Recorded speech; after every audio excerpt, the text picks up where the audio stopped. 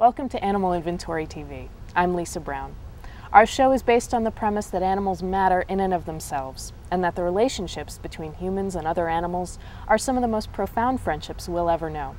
In this episode, we'll add May in Nebraska to our inventory of the human-animal bond. He was 4 when it happened.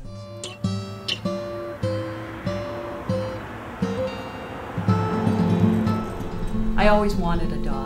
So at the time, I was dating someone. Every weekend we would go to different places, and every time we'd go in, he'd be like, oh, he's cute. I'm like, no.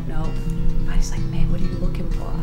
I'm like, I'll just know when I see him. He was 3 months old when I got him, and we went in and there was 25 different puppies playing at one end and curled in a little ball. In the corner was Nebraska. And that was it. How did you know that something was wrong with Nebraska? Chrissy had him, Chrissy and my dad.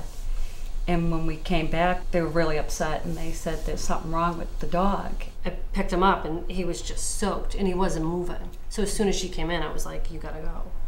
The first doctor that saw him said, we think something's lodged in his throat. And then she came out and she said, no, it's a disc in his back. So she said, we're gonna take him into surgery and I can't promise you anything. It was like the saddest thing I think I ever had to do. Did you ever wonder if you were going to have to put Nebraska down? I mean, we both sat on the floor crying and I was like, I couldn't watch him go through it. And I just said, you have to think long and hard because I didn't want to see him live like that. And, you know, it was heartbreaking. You have to step back no matter how much you love anything and say, you know, is it right for you and is it right for him? It was never an option. I mean, the only way I would have if I knew he was going to live in pain, because I wouldn't have wanted that. I got more of people saying she should have put him down than people wouldn't have said it to her. Most of that came from people who did not have animals. Anybody that had an animal agreed 100% they would have done what it took to get them better. But I remember when the wheelchair came, finally. I remember the first time I put it in him. He just stood there. He wouldn't move. And now he's like backing up out of places, doing wheelies on the side. And Does he ever seem to get frustrated by his disability? it's funny, before he was paralyzed, he was always running around with all the big dogs. That was his big thing. Never with the little dogs. He always wanted to be with the big guys. And but now I don't know. They don't really play with them as much. He kind of just does his own thing. You know, they'll all sniff him. And if I do realize he wants to play with them, I'll take him out of his chair so he can interact with them more. I'm very overprotective, so I don't know. All the people at the park are always like, "He's okay. He's okay." I can't help it. We go to Kiki's every morning at 6. This is how we start our day every day. And here he comes.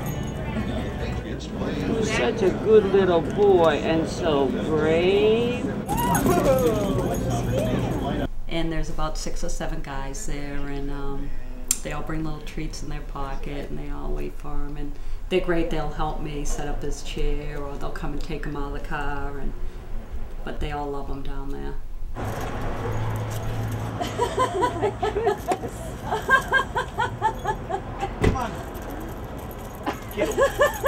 How did your friends and family respond when you told them what you were doing to help Nebraska? It didn't really faze anyone. They would expect me to do something like that because that's how I am, and that's how I am with him too. So I would pay anything. Right when I went in the hospital, even though I knew I didn't have that much money, I said, I don't care, I'll figure something out. It's been over, I would say, 10,000, and I still pay. I'm still paying. But I did get a lot more like, that's crazy. Like, how much did it cost? And I'm like, A, none of your business.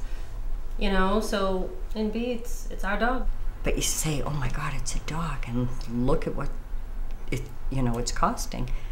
But when you love something that much, you say, go ahead, do it. What kind of sacrifices have you made in your life to accommodate Nebraska's disability? My whole life was the gym, and I had to stop all that. I stopped it all to focus on him. I had to work 3 jobs or, picked up overtime a lot. I think I went out a lot more before his accident. Right after it happened, I got an air mattress and I slept down on the floor with them every night. And then finally I took the frame off my bed, so now my bed's on the floor. And rugs, had to get rid of all the rugs because they said he could get like rug burn on his butt from scooting around. How has your care of Nebraska affected your personal life? I really don't have a romantic life. My father's probably laughing out in the kitchen and going, no, she doesn't. It's all about him. I can't help it. And she chose him for a reason, and maybe it is that reason. Maybe if somebody else did choose him, they would have put him down, I don't know. Maybe she chose him because, you know what I mean? She knew that she could handle what he went through. And somebody else might not have been able to. If people aren't dog lovers, they don't understand the connection. They're part of your family. I just can't picture my life without him. It's changed so much. I never knew I could love someone so much.